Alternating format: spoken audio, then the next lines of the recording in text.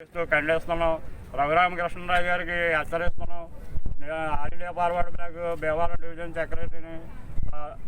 ఈ మా అఖిలపక్షం తరఫున మేము ఆయనకి రఘురామకృష్ణరాజు గారికి హెచ్చరిస్తున్నాం. ఈ ఇళ్ళని వాళ్ళకి నిర్మించి ఇచ్చి వాళ్ళని ఆదుకోవాలని, లేని పక్షంలో అఖిలపక్షం ఆధ్వర్యంలో మేము ఈ ఉద్యమాన్ని ఇంకా తీవ్రతరం చేస్తామని రఘురామకృష్ణరాజు గారికి హెచ్చరిస్తున్నాం.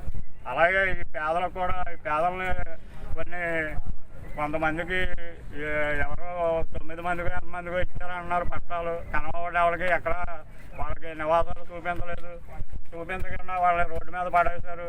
దానికి సిపిఎం వారు ఎదురుకొచ్చి వాళ్ళు మా అఖిలపక్షంతో సంప్రదించి రౌండ్ టేబుల్ సమావేశం పెట్టి వీళ్ళని ఆదుకోవాలని చెప్పారు. దాని మీద మేము అఖిలపక్ష పార్టీలు అన్నీ కలిపి ఇప్పుడు పరిశీలించడానికి వచ్చాం. ఇక్కడ వారి పరిస్థితి చాలా దారుణంగా ఉంది. వాళ్ళని ఆదుకోవాలని ఎమ్మెల్యే గారు రఘురామకృష్ణరాజు గారు వాళ్ళకి తగు న్యాయం చేయాలని, లేని పక్షంలో మా వామపక్షాల తరఫున ఈ ఉద్యమాన్ని ఇంకా తీవ్రతరం చేస్తామని నేను హెచ్చరిస్తున్నాను.